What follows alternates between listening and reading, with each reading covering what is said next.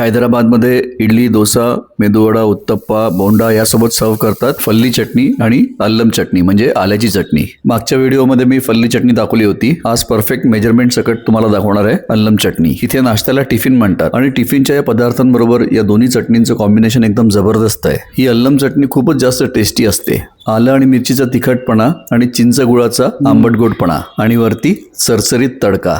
हा फक्त एकदा जरी ही चटणी बनवून खाल ना तर खरंच सांगतो अगदी बोटं चाटून याची मजा घ्याल. इथे तर टिफिन सोबत या चटणीला परत परत मागून खातात. साधारणपणे 850 ग्रॅम ही चटणी बनेल. याची अर्ध्या रेसिपीची क्वांटिटी पण डिस्क्रिप्शन मध्ये देतोय. 50 ग्रॅम आपण चना डाळ घेतलेली आहे. घरच्या वाटीने मेजर कराल तर अर्धी वाटी होईल. होल उडद किंवा उडद डाळ घेऊया 50 ग्रॅम. घरची अर्धी वाटी.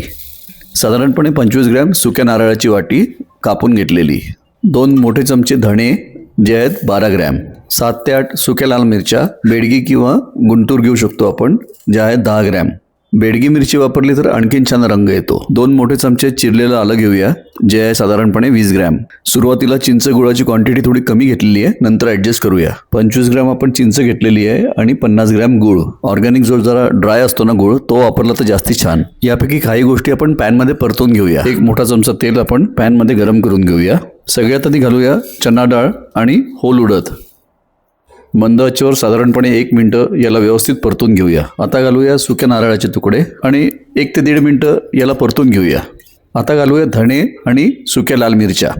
सगळ्या गोष्टी आपल्याला मंद आचेवरती परतून घ्यायच्या आहेत. सगळ्यात शेवटी घालूया चिरलेलं आलं. या सगळ्या गोष्टी परतून घेण्यासाठी आपल्याला साधारणपणे 5 मिनिटं लागतात. डाळींचा रंग बदलला पाहिजे, थोड्या तांबूस झाल्या पाहिजे डाळी, आणि मुख्य म्हणजे भाजल्यानंतर जो सुवास येतो तो यायला पाहिजे. आता याला प्लेटमध्ये काढूया आणि थंड करून घेऊया. आता या मिश्रणाला आपल्याला मिक्सरमधनं वाटायचं आहे. त्यासाठी आपल्याला पाणी लागणार आहे.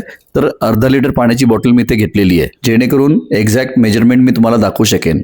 सगळ्यात आधी थोडंसं पाणी घालून मिक्सर एकदा फिरवून घेऊया.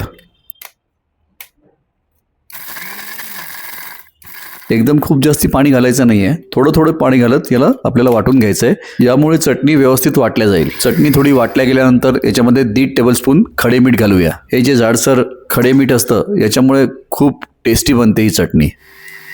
हे बघा, लास्ट स्टेजमध्ये मी याच्यामध्ये पूर्ण अर्धा लिटर पाणी घातलेलं आहे. मीठ, चिंच आणि गूळ आणखीन लागणार आहे, त्यामुळे मी सगळ्यात आधी अर्धा टीस्पून खडे मीठ आणखीन घातलेलं आहे. म्हणजेच टोटल 2 टीस्पून खडे मीठ आपण वापरलेलं आहे. आणखीन 20 ग्रॅम चिंच घेतलेली आहे. पहिले 20 आणि आता 25, याचा अर्थ आपण टोटल 45 ग्रॅम चिंच वापरलेली आहे. आणि आता गूळ घेतलेला आहे 55 ग्रॅम. म्हणजे आता टोटल पहिले 50 आणि 55 म्हणजे साधारणपणे 100 ग्रॅम आपल्याला गूळ याच्यामध्ये वापरायचं आहे. चटणी वाटून एका बोलमध्ये मी काढून घेतलेली आहे. मिक्सरच्या जारमध्ये थोडंसं पाणी घालून थोडंसं फिरवून ते पाणी घातलंय या चटणीमध्ये. आता सगळ्यात महत्वाची गोष्ट ती म्हणजे तडका. 2 मोठे चमचे तेल पॅनमध्ये गरम करून घेऊया.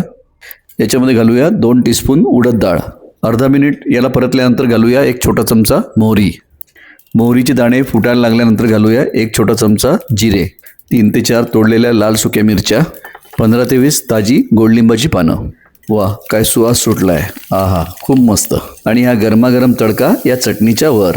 ते म्हणतात ना, 4 चांद लगा देना. खरंच हा तडका तेच काम करतं. तडका दिल्यानंतर या चटणीचं वजन आहे 850 ग्रॅम. फ्रीजमध्ये जर स्टोअर कराल तर या चटणीची शेल्फ लाईफ आहे 2 ते 3 दिवस. याचं जे टेक्स्चर आहे आणि घट्टपणा आहे तो असाच असला पाहिजे, बिलकुल स्मूथ आणि सिल्की. गरमागरम बोंडा असू द्या, इडली असू द्या, मेदूवडा असू द्या, सोबतीला जर फल्ली चटणी आणि ही अल्लम चटणी असेल ना तर बाकी कुठल्याच गोष्टीची गरज लागत नाही. बिलकुल असा हलका फुललेला, बाहेरनं एकदम क्रिस्पी आणि आतनं एकदम सॉफ्ट जाळीदार असा मेदूवडा. मैसूर बोंडा आणि इडली रव्याचा वापर करून केलेली एकदम सॉफ्ट इडली, बिलकुल हॉटेलसारखा टेस्टी सांबार. या सगळ्या रेसिपीज मी ऑलरेडी देव्स किचनवर शेअर केलेल्या आहेत.